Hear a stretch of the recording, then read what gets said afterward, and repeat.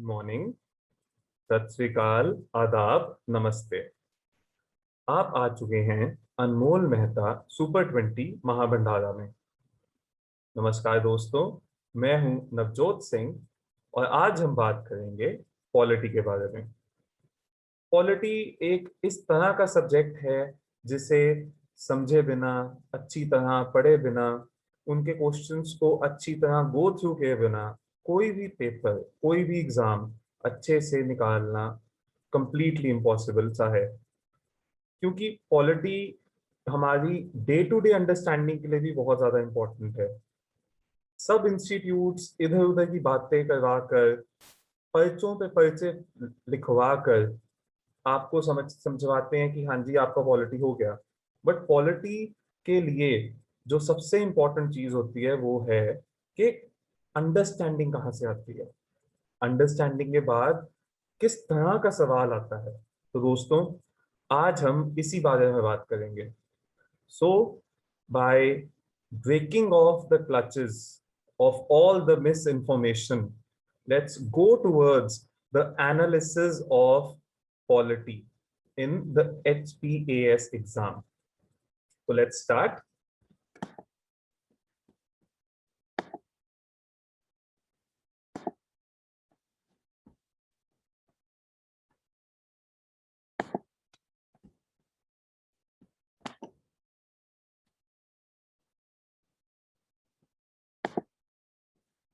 तो जी हाँ दोस्तों, आज के इस पॉलिटी एनालिसिस के अंदर हम इस महाभंडारे के विनीत इस उन सभी चीजों के बारे में बात करेंगे जो कि पिछले कुछ सालों से जो टॉपिक्स हम पॉलिटी के कंपोनेंट में बार बार रिअकर कर रहे हैं कि पॉलिटी किस तरह से आता है, वो सब्जेक्ट के क्वेश्चंस किस तरह से प्रेजेंट किए जाते हैं, क्या वो कंप्लीटली फैक्चुअल होते हैं, अंडरस्टैंडिंग के अकॉर्डिंगली होते हैं। आज हम इस बारे में इन डिटेल डिस्कस करेंगे। तो दोस्तों, अगर हम बात करें पॉलिटी की एक ब्रॉड डिवीजन के बारे में, तो वो कुछ चुनिंदा ही ब्रॉड डिविजन मानी जाती हैं। कुछ हो गया basics of constitution. Basics of constitution के अंदर मेनली आते हैं राइट्स, फंडामेंटल राइट्स, डीपीएसपीज, हमारे डिफरेंट डिफरेंट शेड्यूल्स की कॉन्स्टिट्यूशन के एम्बिट के अंदर क्या क्या चीजें कवर्ड हैं, उसकी बेसिक नॉलेज बहुत इंपॉर्टेंट है। और उसी बेसिक नॉलेज को हम एक डिवीजन की तरह बताएंगे और इसी डिवीजन के अंदर से हर साल अलग अलग तरह के सवाल आते ही आते हैं। अभी हम आगे उनकी बात करेंगे। दूसरा है लेजिस्लेचर। लेजिस्लेचर में जैसे कि पार्लियामेंट, पार्लियामेंट की वर्किंग, पार्लियामेंट की वर्किंग के बाद स्टेट लेजिस्लेचर, स्टेट लेजिस्लेचर की वर्किंग, यहाँ तक कि काफी हद तक म्यूनिसपैलिटी या हम अपना पंचायत वाला सिस्टम समझ ले, अगर उनके पास लॉ बनाने का हक है, किसी भी तरह के लॉ बनाने का, तो वो भी लेजिस्लेचर के अंदर ही आता है। सेकंड हो गया ये। थर्ड आ गया जुडिशरी। हमारे हाई कोर्ट्स, सुप्रीम कोर्ट, हमारे local courts, different different courts के अंदर डिफरेंट डिफरेंट जजेस ने जो जो जजमेंट्स दी हैं, जजमेंट्स के बाद कई कई कई बार जैसे कि एचपीएएस के अंदर अपॉइंटमेंट्स बहुत ज्यादा पूछी जाती हैं, वो सब चीजें। तो जुडिशरी। तीसरा और चौथा एग्जीक्यूटिव। एग्जीक्यूटिव का क्वेश्चन ऑलमोस्ट हर साल आता ही आता है, जिसके अंदर जैसे कि प्रेसिडेंट की पावर्स, प्रेसिडेंट के आर्टिकल का नंबर, गवर्नर की पावर्स, गवर्नर के आर्टिकल का नंबर, काउंसिल ऑफ मिनिस्टर्स, और इन सब की वर्किंग के ऊपर काफी ज्यादा इन डेप्थ डिस्कशंस हम करेंगे ताकि इस तरह के जो क्वेश्चंस रिया करते हैं उस पे आप फोकस कर सकें। उसके बाद आते हैं एक्ट्स एंड अपॉइंटमेंट्स। दोस्तों, एचपीएएस के अंदर स्पेशली एक जमाना था जब एनवायरनमेंट के रिलेटेड एक्ट्स जिया करते थे, काफी ज्यादा एनवायरनमेंट के एक्ट्स आते थे। उसके बाद जमींदारी के एक्ट्स आ गए, या डिफरेंट डिफरेंट जो भी एक्ट स्टेट लेजिस्लेचर या पार्लियामेंट ने पास किया होता था और जो न्यूज में होता था वो आता ही आता था। रही बात अपॉइंटमेंट्स की। अपॉइंटमेंट्स में समझ लीजिए कि जैसे लोकायुक्ता की अपॉइंटमेंट हुई, लोकायुक्ता के अंदर किसकी अपॉइंटमेंट हुई, हाई कोर्ट में किसकी अपॉइंटमेंट हुई, सुप्रीम कोर्ट में किसकी अपॉइंटमेंट हुई, ये जनरल सबकी अपॉइंटमेंट्स होती हैं, डिसमिसल्स होते रहते हैं, लेकिन जो अपॉइंटमेंट्स स्पेसिफिकली इन न्यूज रहते हैं, ये मैं उसकी बात कर रहा हूँ। जैसे कि कुछ कुछ लैंडमार्क अपॉइंटमेंट्स होती हैं, वो हो गया एक्ट्स एंड अपॉइंटमेंट्स।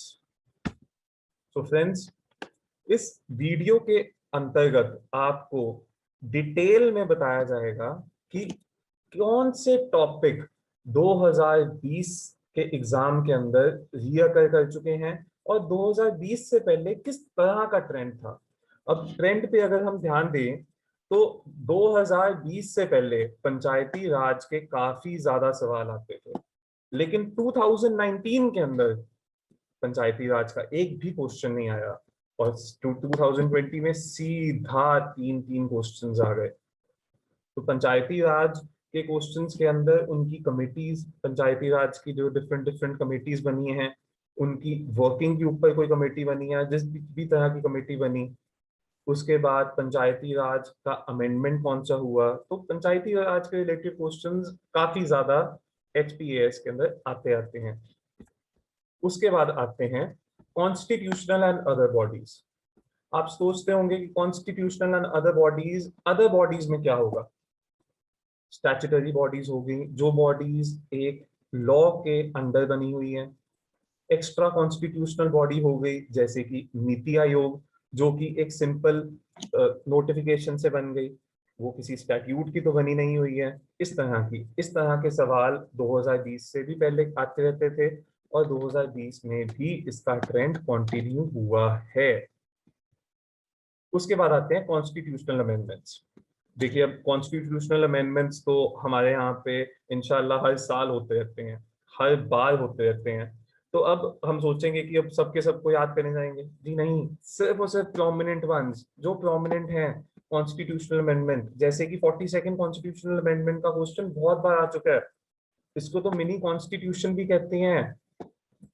तो हमने सिर्फ और सिर्फ प्रोमिनेंट कॉन्स्टिट्यूशनल अमेंडमेंट्स पे फोकस करनी है। उसके बाद जैसे कि मैंने पहले बात की थी कि पार्लियामेंट से रेगुलरली क्वेश्चन आता है, उसकी वर्किंग के रिगार्डिंग काफी ज्यादा क्वेश्चन आता है हमारे यहाँ पे। उसके बाद आता है स्टेट लेजिस्लेचर से भी क्वेश्चंस रेगुलरली अपेयर करते रहते हैं। 2020 में भी आया था, पार्लियामेंट का भी कंटिन्यू हुआ था ट्रेंड और स्टेट लेजिस्लेचर का भी। बेसिक्स ऑफ द कॉन्स्टिट्यूशन आता है अगला माइक्रोस्कोपिक टॉपिक।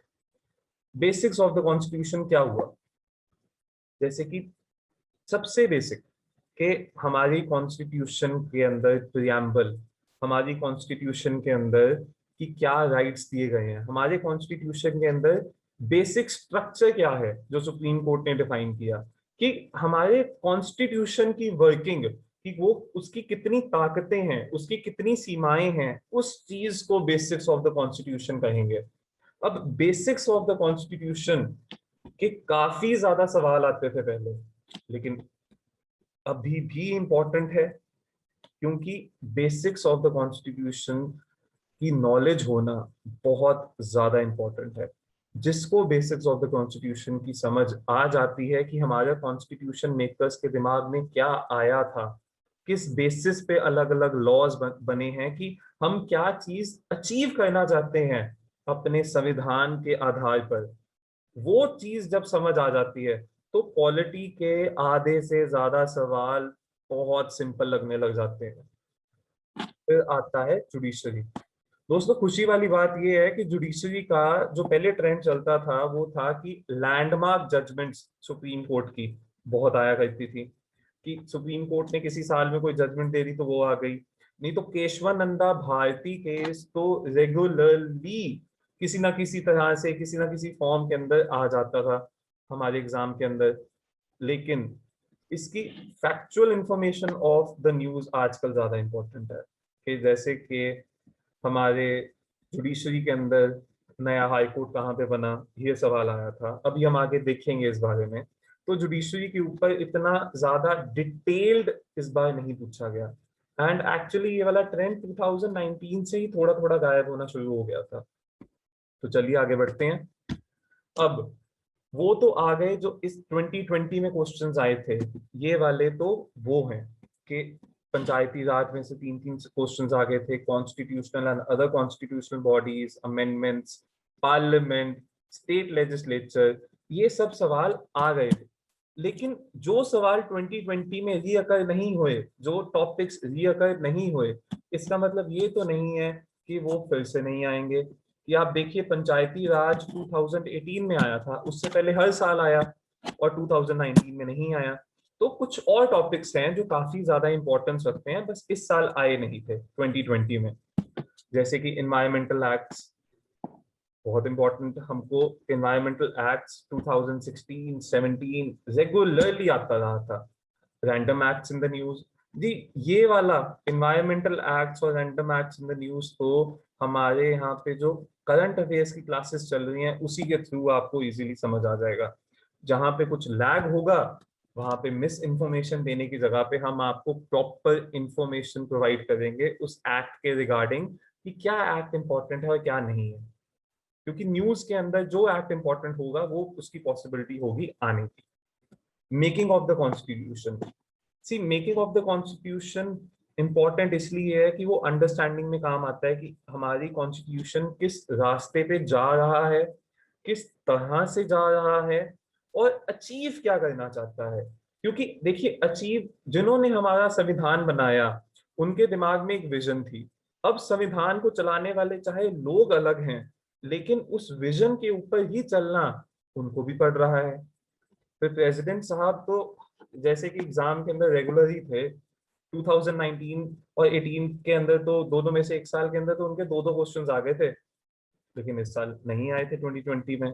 बट तब भी प्रेसिडेंट साहब के रिगार्डिंग इंफॉर्मेशन बहुत ज्यादा इंपॉर्टेंट है। फिर आता है इलेक्टोरल लॉज, डीलिमिटेशन आ गया कि इलेक्शंस के समय में कौन सी कॉन्स्टिट्यूएंसी पड़ती है, इलेक्शंस के रिगार्डिंग हमारे देश में क्या क्या लॉज हैं, उसके ऊपर बहुत सवाल आया करते थे। लेकिन 2019 और 2020 में इतने नहीं आए। लेकिन ट्रेंड जिस तरह से HAS का हम देख रहे हैं उसके अकॉर्डिंगली हम इस वाले टॉपिक को इग्नोर नहीं कर सकते। फिर आता है जैसे मैंने पहले बताया famous supreme court judgments. These topics did not appear in 2020, but they cannot be ignored. See, I could have told you lies after lies and misinformation after misinformation, but this is the microscopic pinpointed analysis which we at Anmol Mehta Super 20 make sure that the students and even the other teachers watching this video will see that a microscopic analysis needs to be done so that बहुत ज्यादा पढ़ने से की जगह पे कुछ चुनिंदा चीजें पढ़ने के बाद आपके रिजल्ट्स आपके इच्छा के मुताबिक आ जाएं। अब जैसे कि आप मैंने पहले कहा था इंपॉर्टेंट टॉपिक्स के अंदर जो मुझे लगता है और जो एनालिसिस करके हमने निकाला है, तात्पर्य निकाला, जो उसका कंक्लूजन निकाला, उसके अंदर पंचायती राज बहुत इंपॉर्टेंट है, parliament and state legislature utmost important, regularly आकर करता है। बेसिक्स ऑफ द कॉन्स्टिट्यूशन की समझ भी हमको बहुत जरूरी है, और इसमें से सवाल भी आता है बेसिक्स ऑफ द कॉन्स्टिट्यूशन में। कभी कोई शेड्यूल पूछ लेंगे सिंपल सा कि शेड्यूल में क्या है, कभी प्रियम्बल का कुछ पूछ लेंगे, कभी बेसिक स्ट्रक्चर क्या है वो पूछ लेंगे, ये सब चीजें। फिर आती हैं अमेंडमेंट्स, जैसे मैंने बोला कि जितनी लैंडमार्क इंपॉर्टेंट अमेंडमेंट्स हैं, जैसे कि राइट टू एजुकेशन वाली अमेंडमेंट कौन सी है, उस तरह की अमेंडमेंट्स बहुत इंपॉर्टेंट है। यहाँ जो लेटेस्ट अमेंडमेंट हमारी यहाँ पे आई होगी वो बहुत ज्यादा इंपॉर्टेंट है। अब आता है constitutional and other constitutional bodies. आइए अब हम सब जाकर आगे इसके अंदर किस तरह से इसकी डिटेल्ड के अंदर क्वेश्चंस आए हैं उसको देखें। 2020 के अंदर हमने ईयर भी लिखा है, साथ में आपको क्वेश्चन भी दिया है। अगर आप चेक करना चाहते हैं तो HPAS की वेबसाइट पे जाकर प्रीवियस ईयर क्वेश्चंस खोलकर आराम से चेक कर सकते हैं, यही सवाल आए हैं। और जैसे कि अनमोल सर ने अपने इकोनॉमिक एनालिसिस में किया था, उसी तरह का एनालिसिस हम करेंगे आज हमारे पॉलिटी का, जिसके अंदर ये एक तरह से आपका टेस्ट भी होगा, अंडरस्टैंडिंग भी हो जाएगी और पता भी चल जाएगा कि किस जगह पे पढ़ना है और किस तरह से किताब पढ़नी है। जी देखिए, किताब वही है, सभी वही किताब पढ़ेंगे। एक किताब के अंदर हल्का सा ज्यादा दिया होगा, एक किताब के अंदर हल्का सा कम, लेकिन बेसिक चीजें तो वही सेम दी होंगी ना।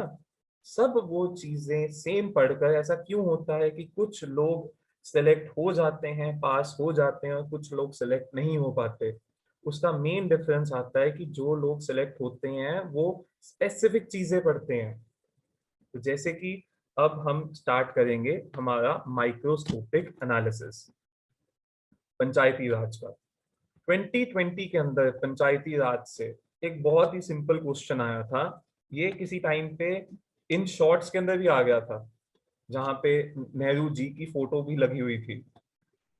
काफी अच्छी थी फोटो, जिसके अंदर नेहरू जी फर्स्ट टाइम जाकर एक पंचायत की बिल्डिंग का इनॉग्रेशन कर रहे हैं, पंचायती राज इंस्टीट्यूशन को इस देश में वापस इंट्रोड्यूस करा रहे हैं पंडित जी। लेकिन अब उस बेसिस पे सोचिए कि ये वाला सवाल उसी एक छोटी सी चीज से निकल आता, पढ़ने की भी जरूरत ना पड़ती। बट कोई बात नहीं, हम बताएंगे, हम पढ़ाएंगे कि एग्जैक्टली क्या पढ़ना है और किस तरह से हमको किताब भी पढ़नी है। I will read the question now and you have to take out the answers and you have to write the answers in the comment section, ताकि हम आपको आंसर की साथ में जोड़ दें बाद में, जब मैक्सिमम बच्चों के आंसर्स आ जाएंगे। Which state first adopted the Panchayati Raj in India in 1959?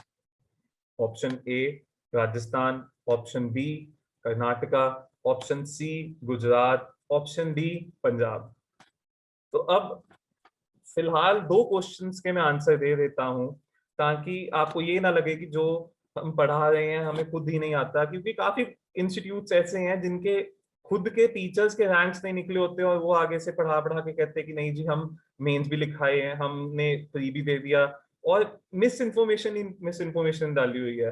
तो see the first question answer is a Rajasthan. Pandit Jawaharlal Nehru Rajasthan के अंदर सबसे पहले इनॉग्रेशन करके आए थे पंचायती राज सिस्टम की, इंडिया के अंदर सबसे पहले यहीं पे आया था। सेकंड क्वेश्चन, 2020 में जैसे मैंने कहा था पंचायती राज से 3 क्वेश्चंस आए थे। विच of the following is are true about the Panchayati Raj system? Number 1, the act won't apply to the Darjeeling district in West Bengal. I'm sorry, यहाँ पे एक मिसस्पेल हो गया, of West Bengal. Second, allotment of seats in constituencies for panchayat election cannot be questioned in a court of law.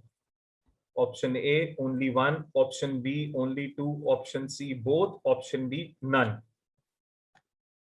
आपको मैं 5 second देता हूं इसका सोचने के लिए answer.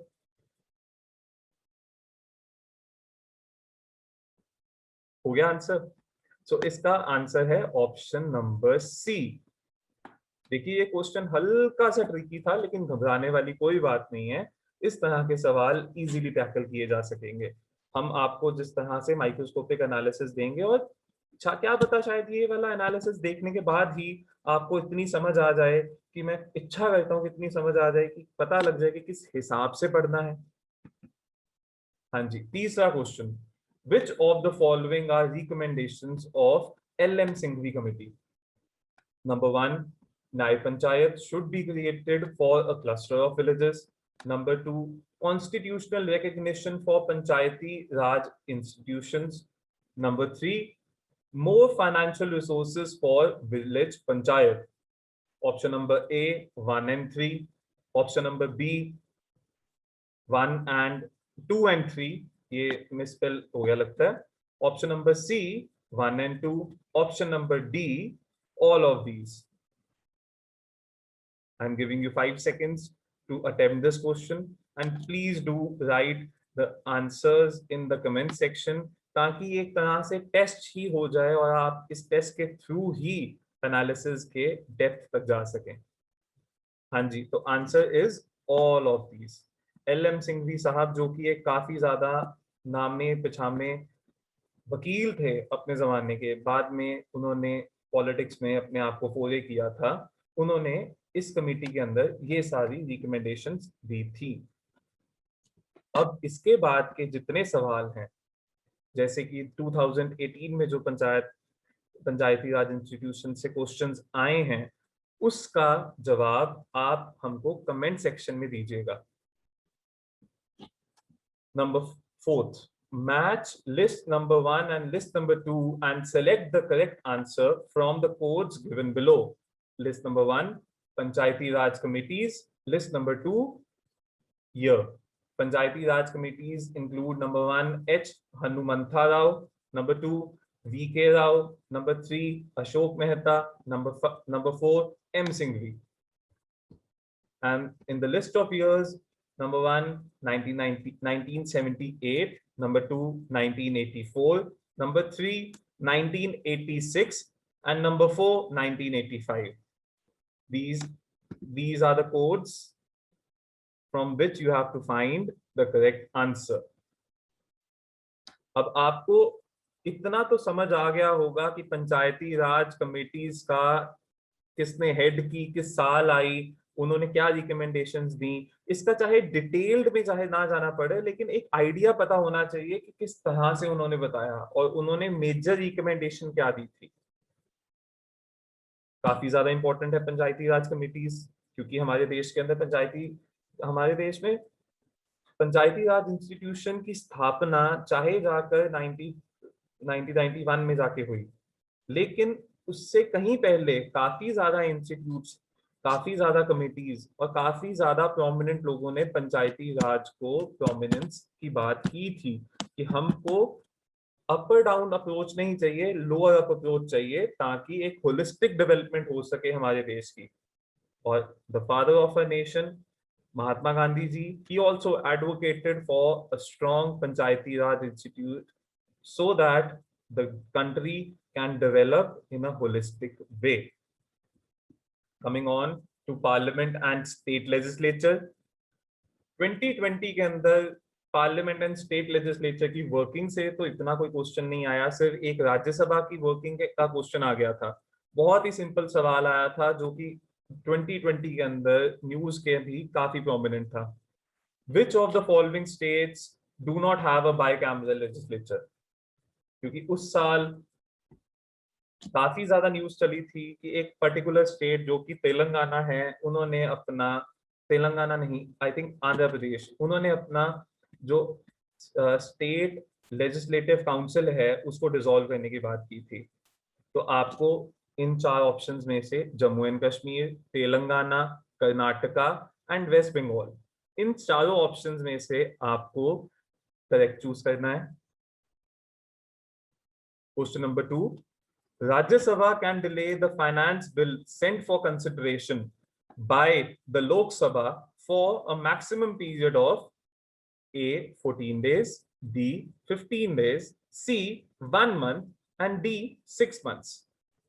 See, under the Parliament and State Legislature, under the broad setting of Parliament and the State Legislature, we should always remember कि राज्यसभा और लोकसभा की वर्किंग की कैसे एक बिल एक्ट में तब्दील होता है, क्या किस कमेटी के पास जा सकता है क्या नहीं, उसकी डिटेल्ड अंडरस्टैंडिंग तो यूपीएससी में चाहिए होती है, लेकिन एक अपर अंडरस्टैंडिंग तो चाहिए होती है ना एचएएस के अंदर, ताकि बिल को कितनी देर कौन रख सकता है अपने पास कंसिडरेशन के लिए, वापस भेजेगा तो क्या सेकेंड टाइम एक्सेप्ट करना ही पड़ेगा, और क्या वापस भेज सकता है कि नहीं भेज सकता।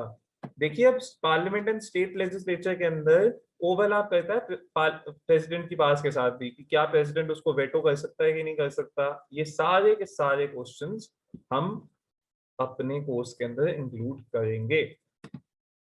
2019 के अंदर इस पार्लियामेंट एंड स्टेट लेजिस्लेचर के अंदर से क्वेश्चन आया ये, what constitutes the definition of money bill under article 110 of the Indian Constitution?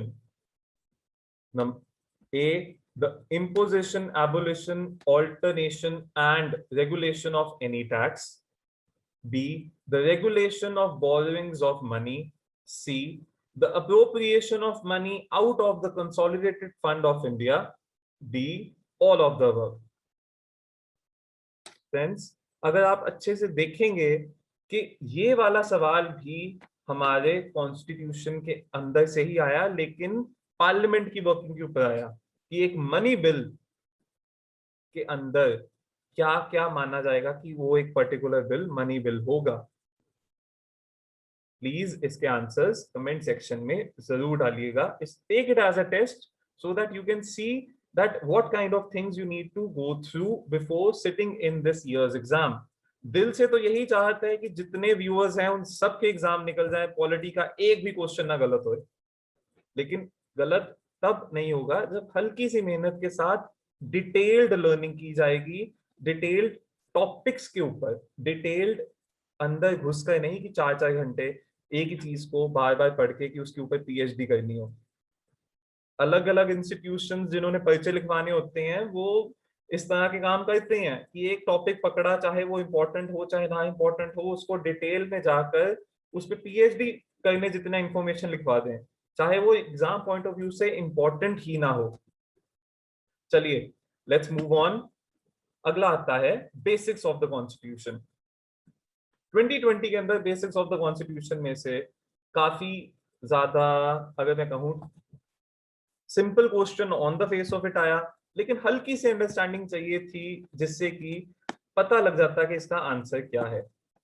So I say the question, under which schedule of constitution of India can the transfer of tribal land to private parties for mining be declared null and void? A, third schedule, B, fifth schedule, C, ninth schedule and D, 12th schedule. अब याद रखिए tribal land चाहिए। Tribal हमारे यहाँ पे, एक hint दे देता हूं, दो ही हैं ऐसे शेड्यूल्स जो ट्राइबल के लैंड को लेके या उन्हें स्पेशल राइट्स देते हैं। अब बहुत ज्यादा इंपॉर्टेंट है उनको स्पेशल राइट्स देना, पर ध्यान दीजिए इस वर्ड पे, हिंट दे रहा हूं, ट्राइबल लैंड। तो इन 4 ऑप्शंस में से आंसर प्लीज कमेंट में डाल दीजिएगा। 2019 के अंदर बेसिक्स ऑफ द कॉन्स्टिट्यूशन के अंदर से हल्का सा डिटेल्ड क्वेश्चन आया, जहां पे अगर हम कहें तो रट्टेबाजी वाला। we were required to match list number 1 and list number 2, which were primarily of directive principles of state policy, DPSP, सबके सभी आर्टिकल्स थे। अब इनके आर्टिकल्स को हमने मैच करना था। इस साल 2019 में यूनिफॉर्म सिविल कोड बहुत ज्यादा न्यूज में रहा था। I am repeating, uniform civil code बहुत ज्यादा न्यूज में रहा था। एक कमेटी भी आई थी जिन्होंने, लॉ कमीशन ने भी अपनी जो फाइंडिंग्स दी थी कि यूनिफॉर्म सिविल कोड आना चाहिए नहीं आना चाहिए, क्या होना चाहिए क्या नहीं होना चाहिए, उन्होंने दिया था। अगर जिस बच्चे को ये पता है कि यूनिफॉर्म सिविल कोड कौन सा वाला इनमें से आर्टिकल है, वो इजीली आंसर निकाल सकता था। See, I am telling you, detailed analysis means that we need to learn few things which will give us better results. We need to learn few things in better understanding. Those are especially those which are in the news. Let's go on to the next topic, amendments. Amendments of the constitution के अंदर से हर साल सवाल आता है। ऐसा कोई साल नहीं, मैंने जितने मैंने एनालिसिस किए हैं जहां निकला जहां पे अमेंडमेंट्स के अंदर से कोई इंपॉर्टेंट क्वेश्चन ना निकला है, चाहे डायरेक्टली चाहे इनडायरेक्टली।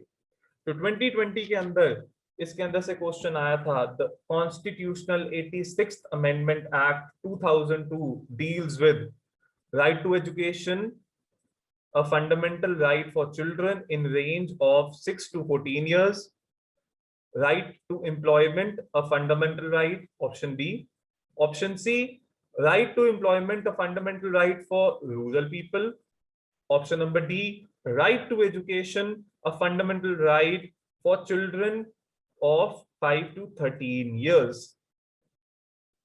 So friends, इसमें से आप प्लीज करेक्ट ऑप्शन चूज कीजिए।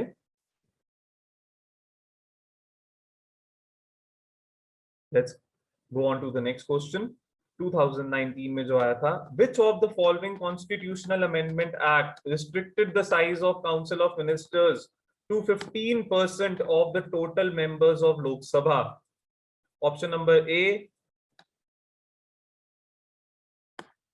एक सेकेंड, ऑप्शन नंबर ए 89th Constitutional Amendment Act 2001, option number B 90th Constitutional Amendment Act 2002, option number C 91st Constitutional Amendment Act 2003, option number D 93rd Constitutional Amendment Act 2003. Now friends, आपको लग रहा होगा कि ये question बहुत ज्यादा मुश्किल है, लेकिन उस साल ये 15% वाला रूल बहुत ज्यादा न्यूज में रहा था, क्योंकि दिल्ली के अंदर गवर्नमेंट के ऊपर एलिगेशंस लगाए गए थे, जहां पे उन्होंने 50 की उनको कहा गया था कि आपने 15% का रूल ब्रीच किया है। तो देखिए, जिस तरह की न्यूज आती है उसी तरह के सवाल आते हैं, उसी के रिलेटेड आसपास ही, ज्यादा डिटेल में भी नहीं, आसपास ही सवाल आते हैं। हाँ जी, आपको रिक्वेस्ट है कि आप इसका भी आंसर प्लीज कमेंट सेक्शन में दीजिए। 2019 में अमेंडमेंट्स में से 2 क्वेश्चन आए थे। सेकंड क्वेश्चन है, under which article of the Indian constitution amendment process has been given? Amendment का प्रोसेस बहुत इंपॉर्टेंट है समझने के लिए, हमारे बेसिक्स के अंदर इंक्लूड होता है, अमेंडमेंट्स के अंदर इंक्लूड होता है कि पता लगता है कि एक हमारे संविधान को किस किस तरह से, कितनी मेजॉरिटी या किस चीज के साथ हम अमेंड कर सकते हैं, कौन सा ऐसा सब्जेक्ट है जिसको इजीली अमेंड किया जा सकता है, कौन सा ऐसा सब्जेक्ट है जिसको हमको प्रॉपर स्पेशल मेजॉरिटी के साथ अमेंड करना पड़ेगा, और कौन सा ऐसा सब्जेक्ट है जिसके अंदर हमें स्पेशल मेजॉरिटी के साथ अमेंड करने के बाद हमें स्टेट्स की भी परमिशन चाहिए कि वो एटलीस्ट कुछ स्टेट्स तो उसको फ्रेंचाइज दे, अपना वोट दे। तो प्लीज इसके ऑप्शंस हैं, option number A article 361, option number B article 364, option number C article 368, option number D article 370। इसके भी आंसर प्लीज कमेंट सेक्शन में।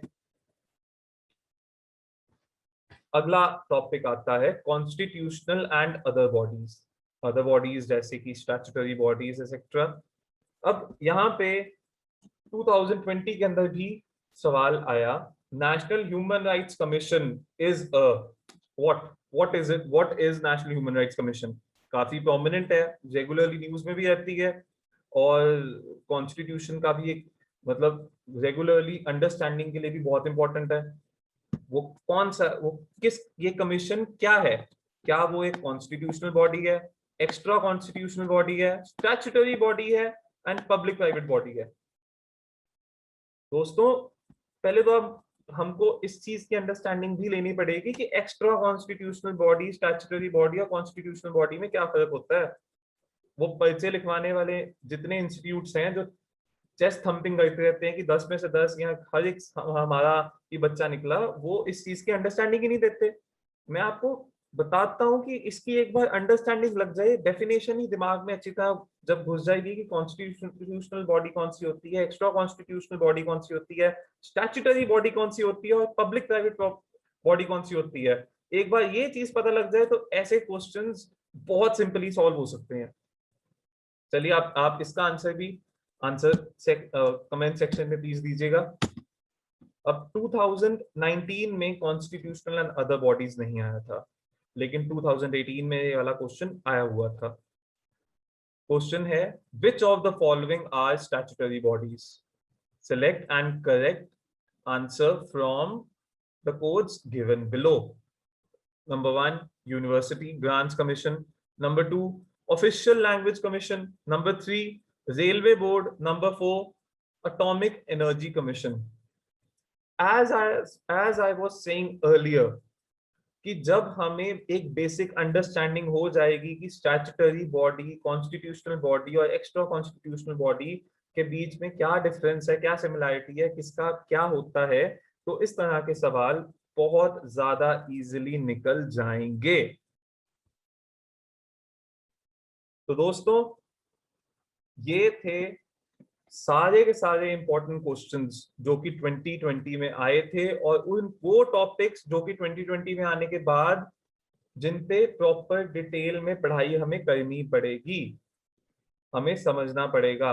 पर डरने की कोई बात नहीं है, क्योंकि ये सारी की सारी जितने आपके सामने सवाल आए हैं बेसिक अंडरस्टैंडिंग और बेसिक रीडिंग के साथ ही निकल सकते थे।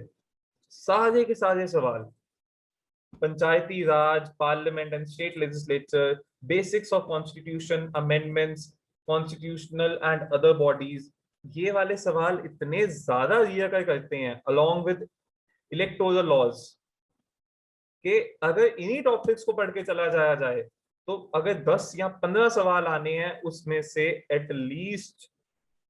एटलीस्ट हमारे 8 से 10 सवाल ठीक ही हो जाएंगे सिंपल बेसिक अंडरस्टैंडिंग के साथ। So I hope all of you understand and have properly gone through all of these topics along with us during this video, ताकि आपको आइडिया लग चुका है कि जो सवाल आते हैं वो रेगुलरली आते हैं, कोई अलग से सवाल बार बार नहीं आ जाता। ये वाले टॉपिक से क्वेश्चन 2016, 17 या उससे भी पहले से बार बार आ रहे थे, एंड ये रेपिटेटिव क्वेश्चंस हैं, तो हमें ज्यादा ध्यान इन पे देना है और बाकियों का सिर्फ बेसिक अंडरस्टैंडिंग लेनी है। Thank you so much for joining us through this journey of polity analysis. मैं समझता हूं कि हम सबके दिमाग के अंदर डाउट्स होंगे, हम सबके दिमाग के अंदर कोई ना कोई होगा कि आज तो हम इजीली इस चीज को एनालिसिस कर पाते हैं, लेकिन क्वेश्चन पेपर में जब आता है, जब हम एग्जामिनेशन हॉल में बैठे होते हैं, तब अच्छी तरह से नहीं तब दिमाग चलता, यहाँ तब नहीं अच्छी तरह हम दे पाते आंसर। हम सबके दिमाग में ये विभिन्न विभिन्न प्रकार के क्वेश्चंस आ चुके हैं, लेकिन हमें याद रखना चाहिए कि जो बच्चा, जो कैंडिडेट अच्छे से उन चीजों को पढ़ेगा जो क्वेश्चंस आते हैं एग्जाम के अंदर, वो अंडरस्टैंडिंग के थ्रू ही डिफरेंट डिफरेंट क्वेश्चंस को सॉल्व कर सकता है। और हमको खुशी की बात तो ये मनानी चाहिए कि HAS के अंदर फैक्चुअल चीजें आती हैं, जो डीप अंडरस्टैंडिंग वाली चीजें हैं वो इतनी पूछता ही नहीं HAS, जैसे कि UPSC में पूछी जाती हैं। और पॉलिटी का कंपोनेंट जो किसी टाइम पे 15-15, 18-18 क्वेश्चंस आते थे, अब सिमट के गिनती के 10 से 12 क्वेश्चंस रह गए हैं। लेकिन जिसको 10 से 12 क्वेश्चंस आते हो, उसका रैंक कहां से कहां पहुंच जाएगा। Deal breaker is what we can call this subject as, and none of you need to worry, no need to worry about anything, because हम अपने यहाँ पे इस चैनल पे प्रॉपर इंफॉर्मेशन के साथ डिटेल्ड पिन पॉइंटेड आपको टॉपिक्स कराएंगे, समझाएंगे, जिससे कि आपकी पॉलिटी की अंडरस्टैंडिंग भी इतनी अच्छी हो जाएगी कि किसी भी तरह का कोई भी डर मन में से निकल जाएगा। ओके स्टूडेंट्स, तो आज रहा हमारा पॉलिटी का एनालिसिस खत्म होता है। I hope to see many comments in this video, जिसके अंदर आपने अपने आंसर्स दिए होंगे, साथ साथ में अटेम्प्ट किया होगा, ताकि अगर कोई गलत हो भी गया तो क्या हो गया, अभी तो शुरुआत है। आगे चलते चलते जब सब आ जाएगा तब polity will be a cake walk. Thank you so much.